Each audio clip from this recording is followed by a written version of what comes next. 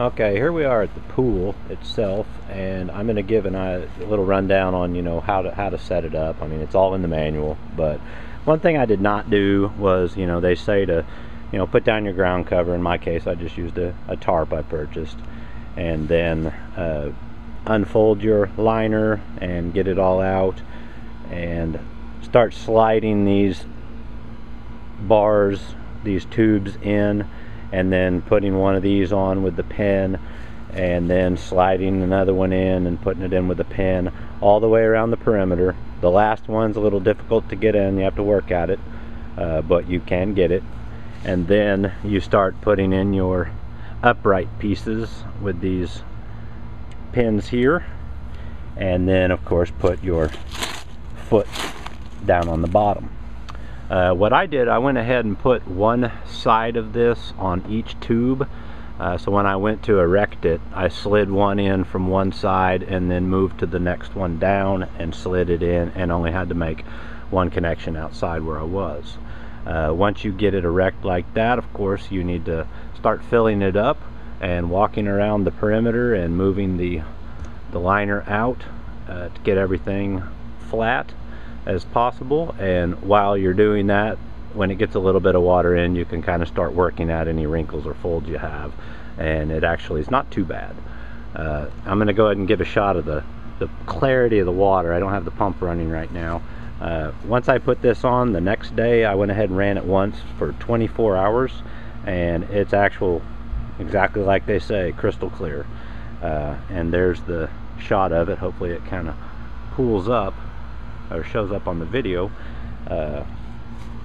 So anyway, moving around this way, this is the first connection point here. Like I said, this pool did not come with these quick closing valves.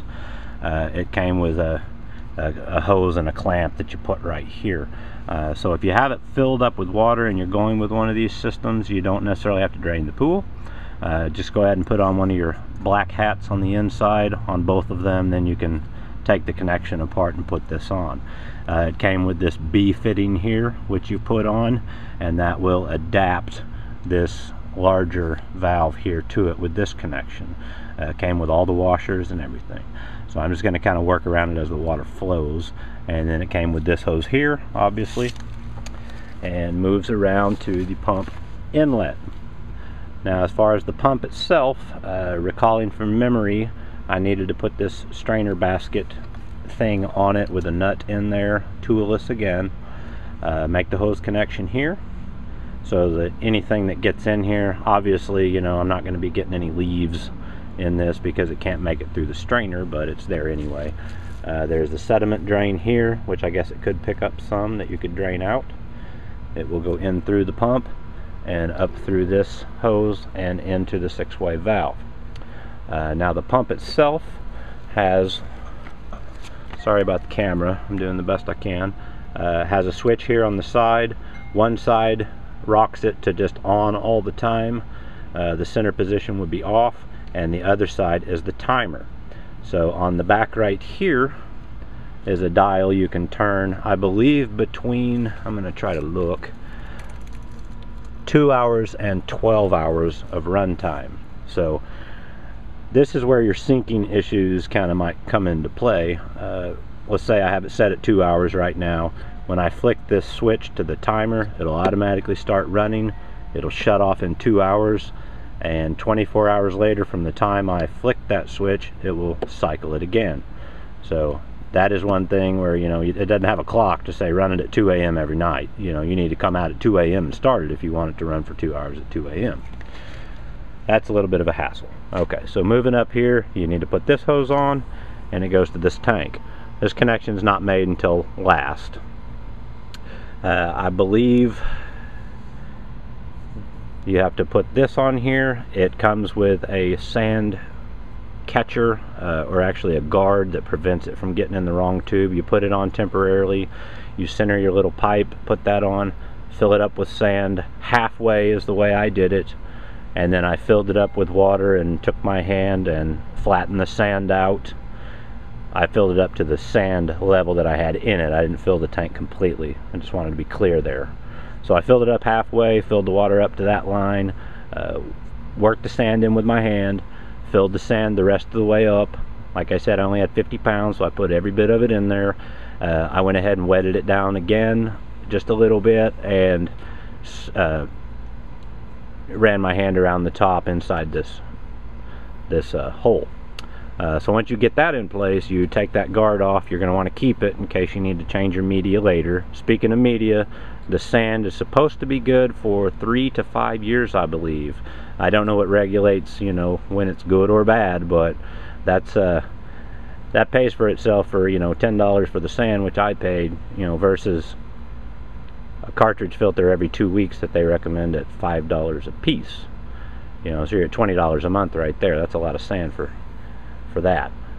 Once you get the sand in there, you will slide the valve on, line it up, and you will put this clamp around here. And if I recall correctly, in this setup, one Phillips screwdriver here, there's one on either side of this, and tighten this up. That's the only tool I needed. So once I got it there, put the hose on here and tighten them up. You know, I just use my hands to do this. And then you'll have another hose. This particular hose came with the saltwater generator, which is sitting right behind it.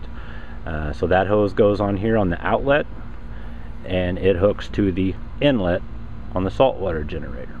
And we'll get to the saltwater generator in a minute. Now on the top of the valve, there's a 6-way valve, and I believe as it came out of the box it was in neutral.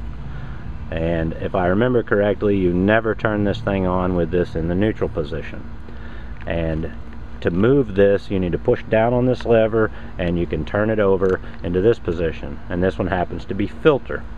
So the first thing you do when you get everything in there and get your sand in there, you need to wash your sand. And to do that, you will remove this cap off the drain. It's right here. You will rotate around until you get it into backwash, and then you will turn on the pump. And what that will do will take some of your pool water and pump it out of this port, and you're supposed to run it until the water is clear and this sediment sight glass here is free of sediment. And then you turn it off. You can go ahead. No, I don't think so yet. Then you will turn the valve to rinse. And what rinse will do is bed down the sand again after you put it in, and I believe you need to do that for about a minute.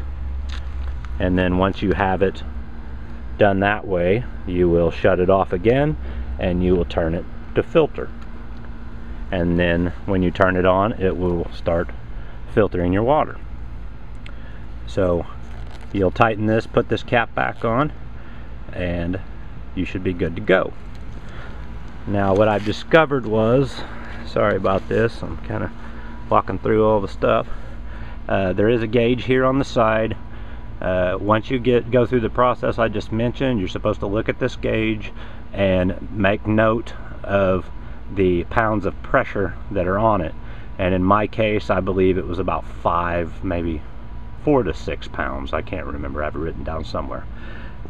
And then let me turn on my macro here.